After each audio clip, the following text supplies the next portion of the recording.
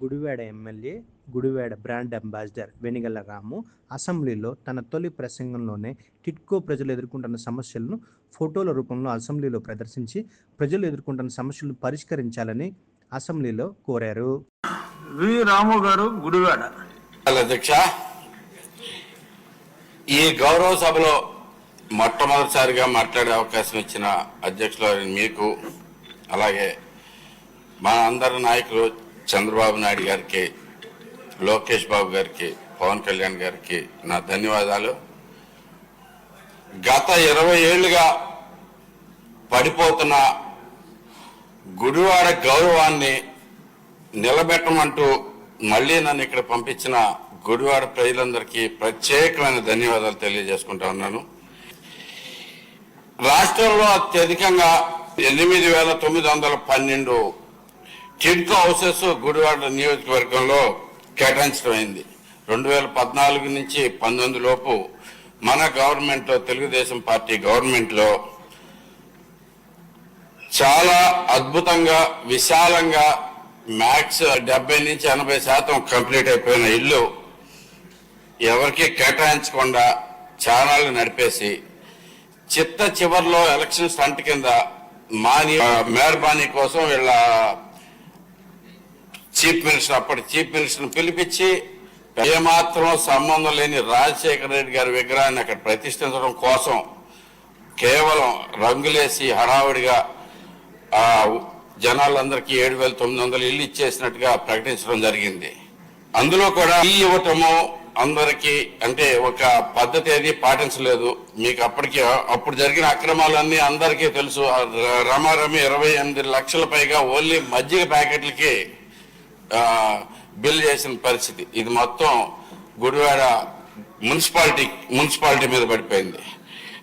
అలాగే కాకుండా మీకు అప్పటికే తెలుసు, ఆ పక్కన కూడా 8,200 ఇల్లు సెంటు స్థలాలు కూడా ఇవ్వటం జరిగింది ఎన్టీఆర్ నగర్. ఇప్పుడు ప్రస్తుతం దానిలో కూడా మట్టి ఫిల్లింగ్ లో కూడా చాలా అక్రమాలు జరిగినాయి అధ్యక్ష. దాని మీద కూడా దయచేసి విచారణ చేయాలని చెప్పి సభ ద్వారా కోరటం జరుగుతుంది.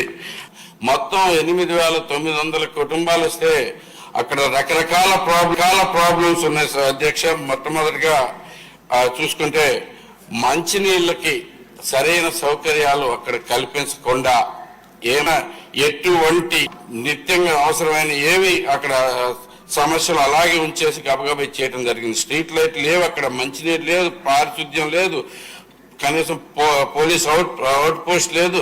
ఎన్ని వేల ఇల్లు అంటే 8,900 ఇల్లు అంటే ఇవ్వటం జరిగితే రామారామి 35,000 మంది దాకా అక్కడ ఉండటం జరుగుతుంది. కానీ వీళ్ళకి సంబంధించిన అవసరాలు ఏమాత్రం పట్టించుకోకుండా మంచినీళ్ళు ఇవ్వటానికి అయితే కనుక సదుపాయం లేదు అధ్యక్ష. 18 లక్షల లీటర్లతోటి ఓవర్ హెడ్ ట్యాంక్ కట్టారు. అది ఒక్కసారి కూడా ఇప్పుడు దాకా మేము కూడా ఫుల్ చేయలేకపోయాము. అంటే అక్కడ ఎంత దారుణమైన పరిస్థితులు ఉన్నాయో చూడండి అధ్యక్ష. రోజు వాటర్ సప్లై చేయడం అనేది ఒక యజ్ఞంలా జరుగుతుంది గుడివాడలో. ఇక్కడికి ఎంత ట్రై చేసినా గానీ, మన పంపుల ద్వారా ఎంత పంపు చేసినా గానీ మనకి ప్రజలకు నీళ్లు అందే పరిస్థితి లేదు. అదే కాకుండా స్ట్రీట్ లైట్స్ మెయింటెనెన్స్, ఈ బదిలీ కార్యక్రమం అయితే కనుక మున్సిపాలిటీకి హడావుడిగా బదిలీ చేసిన కార్యక్రమం అయితే కనుక చాలా మొక్కుబడిగా జరిగిపోయింది. వచ్చిన వాళ్ళందరికీ తాళాలు ఇవ్వటమే ధ్యేయంగా జరిగింది. కానీ దాంట్లో మౌలిక సదుపాయాలు ఉన్నాయా, ఏం అవసరం అవుతుంది, ఎలా చేయాలి అనేది ఏ మాత్రం పట్టించుకోలేదు. ఆ గవర్నమెంట్ కి పని ఎలా చేయాలనేది కూడా తెలియదు సమస్య. అత్యధికంగా ముందు మనం పట్టించుకోవాల్సిన విషయాలు ఏంటైతే కనుక, ఎందుకంటే ఈ రాష్ట్రం మొత్తం మీద అత్యధికంగా టిడ్కో హౌసెస్ లో ఆల్రెడీ నివాసం ఉంటుంది గుడివాడలోనే. కాబట్టి ఈ సమస్యలు సహచర ఎమ్మెల్యేలందరికీ కూడా ఈ ప్రాబ్లమ్స్ త్వరలో ఫేస్ చేస్తారు ఒకసారి ఇవ్వగానే. వీటి మీద ప్రధానంగా దృష్టి పెట్టవలసిందిగా కోరుతా ఉన్నాను. మన గవర్నమెంట్లు ఇచ్చిన వాళ్ళందరికీ క్యాన్సిల్ చేశారు అలాట్మెంట్స్ అన్ని. అలాట్మెంట్స్ తాలూకా మన వాళ్ళు కట్టిన 50,000 డీడీలు కానీ 25,000 డీడీలు కానీ అలాగే ఉండిపోయినాయి. వాళ్ళకి వెనక్కి కూడా ఇవ్వలేదు. దృష్టి పెట్టారు అధ్యక్ష. బ్యాంక్ ఇన్స్టాల్మెంట్స్ కట్టమని చెప్పి బ్యాంకుల నుంచి చాలా ఒత్తిడి వస్తా ఉంది.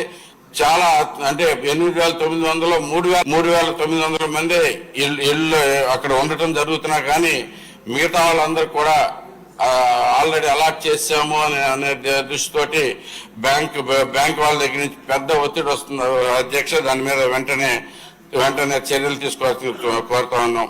35,000 నుంచి పక్కన ఉన్న PMAY సెంటు స్థలాలతో కలుపుకుంటే 17,000 మంది గుడివాడ ఒక్క నియోజకవర్గంలోనే ఒకే చోట నివాసం ఉండేదానికి మంచినీళ్ళ సదుపాయం ఏర్పాటు చేయాలంటే మస్ట్ గా SS ట్యాంకులు, క్లీనింగ్ ఫెసిలిటీస్ పెట్టి అక్కడ కూడా దాని మీద వెంటనే యాక్షన్ తీసుకోవాల్సిందిగా కోరుతా ఉన్నాం అధ్యక్ష. చాలా ఇంపార్టెంట్ అది.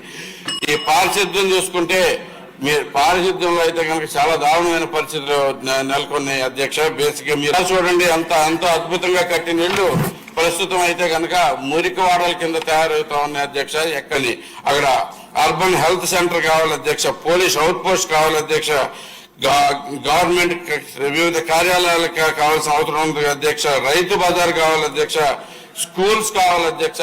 అంతేకాకుండా ఇంతమంది అంటే ట్రాన్స్పోర్టేషన్ కూడా చాలా కష్టమైపోతుంది అధ్యక్ష. ఒకే చోట కాన్సన్ట్రేటెడ్ గా ఇంతమంది ఉండటం వల్ల వాళ్ళకి సరైన ట్రాన్స్పోర్టేషన్ కూడా ప్రొవైడ్ చేయాల్సిన అవసరం ఉంది అధ్యక్ష. ఎందుకంటే అటు నుంచి వెళ్ళే అంటే డెడికేటెడ్ ట్రాన్స్పోర్టేషన్ కూడా అవసరం అధ్యక్ష. వీళ్ళందరూ రోజు పని కోసం గుడివాడ చుట్టుపక్కల వీటిలన్నిటికీ రావాలి అధ్యక్ష. అన్నిట్లోకి ఇంపార్టెంట్ గా దీనిలో ఇవన్నీ తీసుకున్నా కాకుండా ఇంకొకసారి ఒకే ఒక్క విషయం, వెంకయ్య నాయుడు గారి చొరవతోటే మా గుడివాడలో ఎన్ని కార్యక్రమాలు, ఎన్ని హౌసెస్ ఎప్రూవ్ అవటం జరిగింది అధ్యక్ష. ఆయన కూడా ఈ సభ ద్వారా మా గుడివాడ ప్రజల నుంచి థ్యాంక్స్ చెప్పుకుంటూ సెలవు తీసుకుంటున్నాను అధ్యక్ష. Thank you very much.